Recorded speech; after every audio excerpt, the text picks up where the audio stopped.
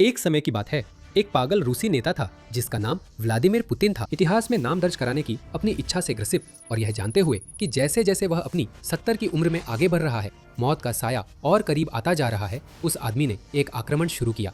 यह अच्छा नहीं रहा, यह अब भी अच्छा नहीं चल रहा है। अपनी पागलपन की सजा के तौर पर उस नेता के दुश्मनों ने ड्रोन छोड़ दिए जो रूस के अंदर गहराई तक उड़ते हैं और जो कुछ भी देखते हैं उसे नष्ट कर देते हैं।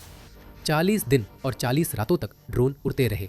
रूस पर लगातार हमला होता रहा। एक महीने से कुछ ज्यादा चले इस नर्क में 100 ठिकानों को तबाह कर दिया गया। और उस पागल नेता की बात करें तो उसे अब तक की सबसे बेहतरीन सोने की कहानी सुनाई गई। उसे यह बिल्कुल भी पसंद नहीं आई। मैंने आक्रामक राज्य के खिलाफ सेवा के लिए 40 दिन का दबाव अभियान को मंजूरी दी, जिसका उद्देश्य उसे युद्ध समाप्त करने के लिए मजबूर करना था। यूक्रेनी राष्ट्रपति वोलोदिमीर जेलेंस्की ने 25 जून को घोषणा की। उस अभियान का एक स्पष्ट उद्देश्य था। जेलेंस्की ने कहा कि पुतिन पर युद्ध समाप्त करने के लिए प्रभाव डाला जाएगा और वह प्रभाव सैकड़ों ड्रोन के रूप में आएगा जिन्हें छोड़ा जाएगा, जो रूस कब्जे वाले क्षेत्रों और मोर्चे की अग्रिम पंक्तियों में महत्वपूर्ण स्थानों को निशाना बनाते थे। लक्ष्य स्पष्ट था, रूस को उस युद्ध का दर्द महसूस कराना था जिससे उसने शुरू किया था। यूक्रेन की 40 दिनों की मारक बौछार से रूस को इतना ज्यादा कष्ट झेलना पड़े कि पुतिन के पास बातचीत की मेज पर आने के अलावा कोई विकल्प न बचे। 40 दिनों का यह अभियान अब समाप्त हो चुका है और भले ही ये अपने मुख्य लक्ष्य को हासिल नहीं कर पाया है और यूक्रेन का इस बारे में कुछ कहना है, लेकिन इसने जेलेंस्की के सबसे महत्वपूर्ण वादे को जरूर पूरा किया है। रूस के हजारों ठिकानों को नष्ट कर दिया गया है। आंकड़े सामने आ चुके हैं और ये पुतिन के लिए अब तक की सबसे बुरी कहानी बन गए हैं जिसे उन्होंने कभी सुना हो। अपने अभियान के दौरान यूक्रेन ने रूस और कब्जे वाले इलाकों के अंदर 100 से अधिक रणनीतिक ठिकानों पर हमले करने में सफलता हासिल की। हमलों की विविधता काबिले तारीफ थी। तेल रिफाइनरियों को, जैसा कि अक्सर होता आया है, निशाना बनाया गया, लेकिन इस बार उन पर पहले से कहीं ज्यादा जोरदार हमला हुआ। यूक्रेन के ड्रोन एयरबेस, एयर डिफेंस, युद्धपोत, टैंकर, रसद केंद्र और सैन्य औद्योगिक संयंत्रों तक पहुंचे। विध्वंसक हमले दूर दूर तक किए गए, रिकॉर्ड तोड़े गए और शैडो फ्लीट टैंकरों को क्रीमिया के चारों ओर की समुद्री गहराइयों में भेज दिया गया और मोर्चे पर और उसके पास के इलाकों में रूस के लिए हालात और भी खराब हो गए। यूक्रेन के ड्रोन ने मोर्चे पर 21,000 से ज्यादा टारगेट्स को तबाह कर दिया और 40 दिनों में लगभग 5,000 रूसी सैनिकों को मार गिराया। यह रोजाना 125 की दर से मौतें हैं और कई और घायल भी हुए। सैनिकों की तरह ही उपकरण भी उतनी ही आसानी से नष्ट कर दिए गए। हम उसका कुछ हिस्सा इस अभियान की खास झलकियों के लिए बचाकर रखते हैं, जिन्हें हम अभी थोड़ी देर में दिखाएंगे। लेकिन यूनाइटेड 24 मीडिया की तरफ से शुरुआत करने के लिए बहुत कुछ है। यूक्रेन के 40 दिन के ब्लिट्स में 124 तोपखाने प्रणालियां नष्ट कर दी गई। रूस ने 63 बख्तरबंद वाहन, 24 टैंक और 22 मल्टीपल लॉन्च रॉकेट सिस्टम खो दिए। रूस के 14 विमान और हेलीकॉप्टर यूक्रेन के ड्रोन हमले में गिरा दिए गए और 40 एयर डिफेंस सिस्टम भी नष्ट हो गए, जिन्हें ये सब होने से रोकना था। और जब बात रूस के ड्रोन की आई तो यूक्रेन ने आग का जवाब आग से कुछ इस तरह दिया जैसा पुतिन ने कभी सोचा भी नहीं था। अभियान के अंत तक रूस के 11,000 से ज्यादा ड्रोन और ग्राउंड रोबोट राख में बदल चुके थे। साथ ही उन ड्रोन को नियंत्रित करने वाले 712 दल भी खत्म हो गए थे। रूस के लिए यह लगातार हमला जैसा महसूस हुआ होगा, जैसे हाइड्रा के सिर काटना। एक गिरता था तो उसकी जगह 2 और आ जाते थे। लेकिन हमने मुख्य आकर्षणों की बात की थी, तो चलिए 40 दिन के उस अभियान के कुछ खास पलों पर नजर डालते हैं जो रूस के लिए दर्द से भरा था। सबसे पहले हम ओम्स्क चलते हैं। ये बस्ती जो साइबेरिया में बसी हुई है, यूक्रेन के ड्रोन की पहुंच से बहुत दूर मानी जाती थी। यूक्रेन से 2500 किलोमीटर से भी ज्यादा दूर यह शहर सुरक्षित था। रूस की सबसे बड़ी तेल रिफाइनरियों में से एक के लिए यह एकदम सही जगह थी। आप अंदाजा लगा सकते हैं कि आगे क्या हुआ। यूक्रेन ने ड्रोन से ओम्स्क पर हमला किया। शहर की रिफाइनरी जो अब तक पहुंच से बाहर थी, उस पर जोरदार हमला हुआ। घटनास्थल की तस्वीरों में इस महत्वपूर्ण सुविधा से उठती आग और धुआं दिख रहा है। यूक्रेन के ड्रोन ने अब तक की सारी दूरी के रिकॉर्ड तोड़ दिए। वे रूस के इतने अंदर तक उड़ गए कि कजाकिस्तान की सीमा के करीब पहुंच गए। यूक्रेन ने इस रिफाइनरी को सिर्फ यह संदेश देने के लिए निशाना नहीं बनाया कि अब रूस में कोई भी महत्वपूर्ण सुविधा सुरक्षित नहीं है। ओम्स्क रिफाइनरी बहुत बड़ी है।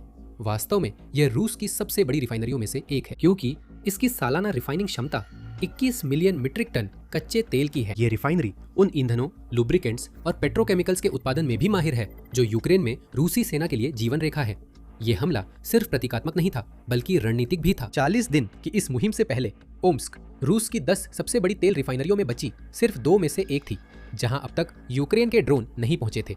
अब ऐसा नहीं है। और जब बात रूस की सबसे बड़ी तेल रिफाइनरियों की हो रही है तो इससे हमें अपनी दूसरी मुख्य बात पर आना चाहिए। रूस की 11 सबसे बड़ी तेल रिफाइनरियों में से हर एक पर अब यूक्रेन के ड्रोन ने हमला किया है। यूक्रेन ने देखा कि 10 सबसे बड़ी रिफाइनरियों में से जो 2 बची थी उन दोनों पर भी हमला किया और फिर एक अतिरिक्त हमला भी कर दिया। यूनाइटेड 24 मीडिया ने 7 जुलाई को यह खबर दी जिसमें बताया गया कि ओम्स्क पर हमला उस सूची में आखिरी लक्ष्य था जिसे यूक्रेन को निशाना बनाना था। अन्य रिफाइनरियों पर भी 2026 के दौरान और 40 दिन की अभियान के दौरान हमले हुए हैं। किरीशी तेल रिफाइनरी जो हर साल 21 मिलियन टन तक तेल प्रोसेस करती है उस पर लगातार हमले किए गए हैं। कोस्तोवो रिफाइनरी जो हर साल 17 मिलियन टन तेल प्रोसेस करती है और 4.8 मिलियन टन पेट्रोल बनाती है, 2 जुलाई को बुरी तरह से प्रभावित हुई थी जिससे उसकी उत्पादन क्षमता का आधा हिस्सा खत्म हो गया। रियाजन रिफाइनरी में प्रोसेस होने वाले 17.1 मिलियन टन तेल अब कहीं नहीं जा रहे हैं क्योंकि मई में हुए हमले के बाद उत्पादन रोक दिया गया है। पूरे वसंत और गर्मियों के दौरान यूक्रेन ने यारोस्लाव और वोल्गोग्राद दोनों रिफाइनरियों को निशाना बनाया है जिनकी प्रोसेसिंग क्षमता लगभग 15 मिलियन टन प्रति वर्ष है। मॉस्को की तेल रिफाइनरी जिसे उसकी रूस की राजधानी के पास होने और उसके चारों ओर मौजूद एयर डिफेंस के कारण बाकी से ज्यादा सुरक्षित माना जाता है, जून में 2 बार हमले का शिकार हुई जिससे 12 मिलियन टन रिफाइनिंग बंद हो गई। और इस सूची को पूरा करते हैं बाशनेव नोवोइल, सीजरान, पेम और नोवोकुइविशेव्स्क रिफाइनरियां जो मिलकर हर साल 37.8 मिलियन टन कच्चे तेल का प्रसंस्करण करती हैं। रूसी तेल ऐसी दरों पर जल रहा है जैसी हमने पहले कभी नहीं देखी। और हालांकि इस समय यूक्रेन के रिफाइनरी पर हमले कोई नई बात नहीं है, लेकिन 40 दिनों के अभियान ने इस स्थापित तथ्य पर जोर दे दिया कि अब रूस की कोई भी सबसे महत्वपूर्ण सुविधा सुरक्षित नहीं है। आप और हाइलाइट्स चाहते हैं? हमारे पास है। 40 दिनों के अभियान ने रूस की वायुसेना पर भारी असर डाला क्योंकि यूक्रेन ने 1 दर्जन से अधिक विमानों को गिरा दिया। इन नुकसानों में 2 Su-35 फाइटर जेट भी शामिल थे जो कि Su-57 को छोड़कर जो यूक्रेन में शायद ही कभी इस्तेमाल होता है, शायद रूस के सबसे बेहतरीन फाइटर जेट है। यूक्रेन ने रूस के रणनीतिक बॉम्बर बेड़े पर एक और हमले में Tu-95MS को नष्ट कर दिया। रूस द्वारा अपने ग्लाइड बॉम्बर मिसाइल हमलों के लिए इस्तेमाल किए जाने वाले कई पुराने सोवियत युग के प्लेटफॉर्म भी यूक्रेनी ड्रोन के कारण गिर गए, जिनमें Su-24, Su-30 और Su-30SM शामिल है। यूक्रेन ने Il-39 ट्रेनर विमान की एक जोड़ी को भी मार गिराया, जिससे रूस के लिए अपने पायलटों को उस काम के लिए तैयार करना जो व्लादिमीर पुतिन उनसे करवाना चाहता है और मुश्किल हो जाएगा। विमान हमलों के साथ साथ एयरफील्ड्स पर भी हमले हुए। बेलबेक, कम्स्काया, साकी, वार्डिस्का, एंगेल्स और बागुरोव सभी पर यूक्रेन के ड्रोन ने हमला किया। इनमें से कई जगहों के लिए यह पहली बार नहीं था कि उन पर हमला हुआ, जिससे यह दिखता है कि रूस की वायु रक्षा कितनी बुरी तरह दबाव में आ गई है। यही हमें हमारे अगले मुख्य बिंदु की ओर ले जाता है। 40 दिन के अभियान के दौरान रूसी वायु रक्षा प्रणालियों की हालत बहुत खराब रही। यूक्रेन ने हर दिन एक वायु रक्षा प्रणाली या रडार को नष्ट किया इस तेज हमले में, जिससे आगे और भी हवाई हमलों के रास्ते खुल गए हैं। इनमें एक 92N6E मल्टीफंक्शन रडार शामिल था, जिसे अक्सर रूस की S-400 प्रणालियों द्वारा इस्तेमाल किया जाता है। साथ ही एक नेबोयू रडार भी था। रूस ने यूक्रेन के ड्रोन हमलों में कई पेंटसिर S-2 और टोर M2 वायु रक्षा प्रणालियां खो दी। साथ ही एक पोल 21 इलेक्ट्रॉनिक वारफेयर स्टेशन भी खोया, जिसे यूक्रेन के ड्रोन को रास्ते से भटकाने में सक्षम माना जाता है। इस सब में एक गजब की विडंबना है। जिन हथियारों पर रूस यूक्रेन के ड्रोन से निपटने के लिए निर्भर है, वही हथियार उन्हीं ड्रोन का शिकार बन रहे हैं। यह दिखाता है कि इन प्रणालियों में से कई अपने उद्देश्य के लिए उपयुक्त नहीं है, क्योंकि इन्हें कम ऊंचाई पर उड़ने वाले ड्रोन को ट्रैक करने में दिक्कत होती है। 40 दिनों का अभियान रूस की वायु रक्षा समस्याओं को और बढ़ा गया, जिनसे वह पहले से ही जूझ रहा था। जैसे जैसे यूक्रेन के ड्रोन की रेंज बढ़ी है, रूस को अपनी वायु रक्षा अपने क्षेत्र के और बड़े हिस्सों में फैलानी पड़ रही है। रूस की वायु रक्षा एक रबर बैंड की तरह है, जो एक रूसी जनरल की फूली हुई कमर के चारों ओर खिंची हुई है। आखिरकार वह बैंड टूट जाता है और अब हम देख रहे हैं कि ये टूटने हर जगह होने लगी हैं। अब रूस की वायु रक्षा में बहुत बड़े छेद हैं। रूस के पास इतने सिस्टम नहीं है कि वो हर उस लक्ष्य की रक्षा कर सके जिसे यूक्रेन नष्ट करना चाहता है। रूस घबराहट की स्थिति में है। यहाँ तक कि मॉस्को के चारों ओर बनी भारी किलेबंदी वाली वायु रक्षा रिंग भी भेदी जा रही है। क्रेमलिन प्राथमिकता वाले लक्ष्यों की रक्षा के लिए वायु रक्षा प्रणालियों को इधर उधर करने की कोशिश कर रहा है, लेकिन इससे आगे और पीछे दोनों जगह और भी कमजोरियां पैदा हो रही हैं, जिनका यूक्रेन फायदा उठा सकता है। और अब 40 और सिस्टम और रडार खत्म हो गए हैं। पुतिन जानते हैं इसका क्या मतलब है। यूक्रेन के और ड्रोन सफल होंगे। हमारे पास आपके लिए एक और मुख्य खबर है, उसके बाद हम आगे बढ़ेंगे। क्रीमिया के आसपास के पानी में रूस का गुप्त बेड़ा ये अच्छा प्रदर्शन नहीं कर रहा है। जुलाई भर में यूक्रेन ने काले सागर और अजोव सागर में गुप्त बेड़े के जहाजों पर एक के बाद एक हमले किए। ज्यादातर मामलों में यूक्रेन ने उन जहाजों को निशाना बनाया जो क्रीमिया को ईंधन और सामान की आपूर्ति कर रहे थे, जो उसकी व्यापक रणनीति का हिस्सा है, ताकि प्रायद्वीप को अलग थलग किया जा सके और पुतिन को मजबूर किया जा सके कि वह उस क्षेत्र पर अपनी पकड़ छोड़ दे, जिसे रूस ने 2014 में छीन लिया था। वह अभियान अभी भी जारी है 29 जुलाई तक यूरोमैदान प्रेस ने रिपोर्ट किया कि यूक्रेन ने सिर्फ 3 हफ्तों में रूस के 201 जहाजों पर हमला किया है। 6 अगस्त को डिफेंस ऑफ यूक्रेन के एक्स अकाउंट से एक अपडेट आया। सिर्फ जुलाई में ही नष्ट की गई नावों और जहाजों की संख्या बढ़कर 236 हो गई, जिनमें से अधिकांश हमले 50 किलोमीटर से अधिक दूरी पर किए गए थे। अब यूक्रेन का दावा है कि उसके पास क्रीमिया के चारों ओर के पानी पर फायर कंट्रोल है। इस पर बहस करना मुश्किल है। रूस इन हमलों को रोकने के लिए कुछ भी करने में असमर्थ नजर आ रहा है, जो उसकी क्रीमियाई जहाज रानी पर हो रहे हैं। यहाँ हमारे पास बड़ी मात्रा में रूसी उपकरण हैं, जिन्हें कबाड़ में भेज दिया गया है। साथ ही सैनिकों को उनकी कब्रों में भेज दिया गया है। लेकिन यूक्रेन ने अपनी 40 दिन की मुहिम से वास्तव में क्या हासिल किया, हम इस सवाल का जवाब जानेंगे। लेकिन उससे पहले आपको याद दिला दे कि आप मिलिट्री शो देख रहे हैं। अगर आपने अभी तक सब्सक्राइब नहीं किया है तो अभी बटन दबाएं और नोटिफिकेशन चालू करें, ताकि आप हमारे आने वाले कंटेंट को मिस न करें। 40 दिनों के दौरान यूक्रेन ने यही किया। यूक्रेन ने युद्ध को वापस रूस तक पहुंचा दिया, शायद पहले से कहीं ज्यादा। ये मौके मिलने पर किए गए यादृच्छिक हमलों की एक श्रृंखला नहीं थी। यूक्रेन ने ये सब योजनाबद्ध किया था। उसे ठीक ठीक पता था कि उसे किन लक्ष्यों पर, कहां और कब हमला करना है। उसने जो भी ड्रोन लॉन्च किया वह एक पूर्व निर्धारित उद्देश्य के साथ आसमान में गया, जिसे अभियान शुरू होने से पहले ही तय कर लिया गया था। यूक्रेन प्रतिक्रियाशील नहीं था, बल्कि वह एक ऐसे अभियान में सक्रिय था जिसे पुतिन पर अधिकतम दबाव डालने के लिए तैयार किया गया था। अभियान का वह पहलू बेहद प्रभावी रहा। अभियान के मध्य बिंदु पर द इकोनॉमिस्ट ने एक लेख प्रकाशित किया, जिसमें यूक्रेन के रूस की वाइल्डबेरी सुविधाओं पर हमलों को कवर किया गया, जो एक और मुख्य बिंदु है जिसे हमने कवर नहीं किया था। आपको वीडियो के अंत में पता चलेगा कि क्यों। लेकिन यूक्रेन के ड्रोन अभियान ने एक ऐसी कंपनी को कम से कम $2 अरब का नुकसान पहुंचाया है, जो मूल रूप से रूस की अमेज़न है। इस प्लेटफॉर्म का इस्तेमाल करने वाले विक्रेताओं और खरीदारों दोनों पर दबाव बढ़ रहा है। यूक्रेन ने अपने 40 दिनों के नरक जैसे हमलों के दौरान जो भी हमला किया, उसका उद्देश्य यही था। रूसियों को ईंधन तक आसानी से पहुंचने से रोकने के लिए रिफाइनरियों पर हमला किया गया। यही बात क्रीमिया के कब्जाधारियों और शेडो फ्लीट पर किए गए हमलों पर भी लागू होती है। रूस के सैन्य उपकरणों पर किए गए हमले भी इस बात की याद दिलाते हैं कि वह युद्ध जिसके बारे में पुतिन ने वादा किया था कि वह कभी यूक्रेन की सीमाओं से बाहर नहीं जाएगा, अब रूस तक पहुंच चुका है। और यह रूस के लगभग किसी भी हिस्से को निशाना बना सकता है। ओम्स्क पर हमला इसका सबूत है।